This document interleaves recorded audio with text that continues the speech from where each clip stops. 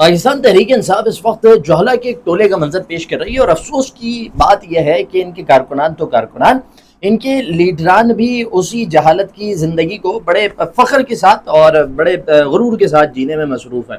پاکستان کے معروف صحافی اقرار الحسن صاحب نے ایک ٹویٹ کی جس میں انہوں نے کہا کہ جی یہ جو ایک بڑا معاملہ چل رہا ہے اسرائیل کو لے کر، ایران کو لے کر، انہوں نے کہا کہ جی میں نے ٹویٹر اکاؤنٹ دیکھا عمران خان صاحب کا، اور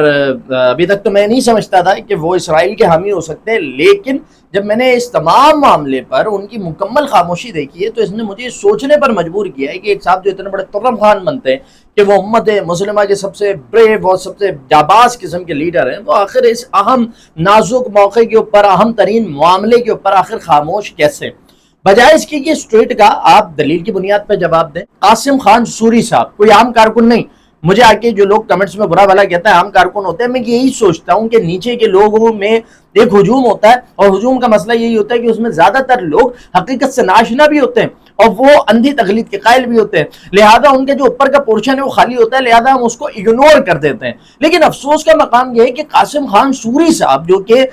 پی ٹی آئی کو ریپرزینٹ کرتے رہے، ایوان میں گئے ہیں، نیشنل اسمبلی کے اسپیکر بھی رہے ہیں، انہوں نے اقرار الحسن صاحب کی اس ٹویٹ کو اپلوڈ کیا اپنے فیس بک پیج پر جو 1.3 ملین فالوورز کا پیج ہے، اور اس کے اوپر انہوں نے بجائے اس کی کہ وہ جواب دیتے، بجائے اس کی کہ وہ ایک بہتر انداز میں جو ایک مہذب دنیا کا طریقہ ہوا کرتا ہے کہ آپ کسی کے سوال کا ایک اخلاق کے دائرے میں رہتے ہوئے الزام تراشی کے بجائے جواب دیں، کیونکہ صحافی کا کام سوال کرنا ہے، اور آپ کے جو لیڈر موصوف ہیں وہ ایک عوامی آدمی ہے، تو لہذا عوامی آدمی کے اوپر عوام سوال کرنے کا حق رکھتی ہے۔ قاسم خان سوری صاحب نے جواب دینے کے بجائے کیا کیا؟ الزام تراشیاں کی۔ انہوں نے ایک طرف اقرار الحسن کو جی یہ رئیس المنافقین ہے، اور یہ جو ہے وہ اسٹرگل پہ چل چکا ہے، یہ امیر ہونے کے لیے یہ سارے راستے اختیار کر رہا ہے، اور نہ جانے کیا کچھ انہوں نے اقرار الحسن کے بارے میں لکھا۔ جتنا بڑا انہوں نے تحریر جتنی بڑی وہاں پہ لکھی تھی، میں نے پوری کی پوری پڑھی، میں نے کہا یار اب کوئی جواب ہوگا، اب کوئی جواب ہوگا، اب کوئی جواب ہوگا۔ جواب کوئی نہیں تھا، صرف الزام تراشی تھی اور بات کو گھمایا جا رہا تھا۔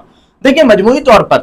تحریک انصاف کے افراد اور ان کے لیڈرز کا یہ رویہ، ایک تو یہ قوم کے حق میں نہیں ہے، یہ قوم کے مفاد میں نہیں ہے۔ جب اوپر کا پورشن آپ خالی لے کر گھومیں اور دینے کو آپ کے پاس کوئی دلیل اور حق کی بنیاد پر کوئی جواب نہ ہو، تو اس کا مطلب ہے کہ آپ صرف خالی ڈھول ہیں جو شور کرنا جانتا ہے، اندر اس کے کچھ نہیں ہوتا۔ دوسری چیز یہ کہ اس سب کے بعد جب ایک آدمی کی غلطی کا آپ کو اندازہ ہو رہا ہو اور اس کو بھی آپ ڈیفینڈ کرنے میں لگے ہوئے ہو، بجائے اس کے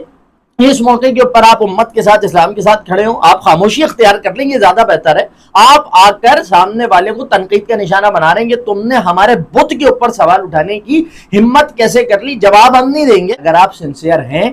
تو بتائیے پہلے مذمت کیوں نہ کی، تو بتائیے آج مذمت کیوں نہیں کر رہے، اور بتائیے کہ آج ایران کے حق میں کوئی ایک ٹویٹ کیوں نہیں آ رہی۔ آپ کی بہنیں مل کر باہر آئیں اور جیل کے باہر کھڑے ہو کے جب انہوں نے بات کی تو ان کی بات سے یہی اندازہ ہوا کہ پتہ ان کو سب کچھ ہے،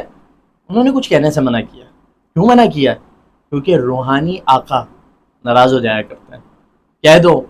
اسرائیل کے آگے گردن جھکا کر سر قدموں میں ڈال کر بیٹھے ہوئے۔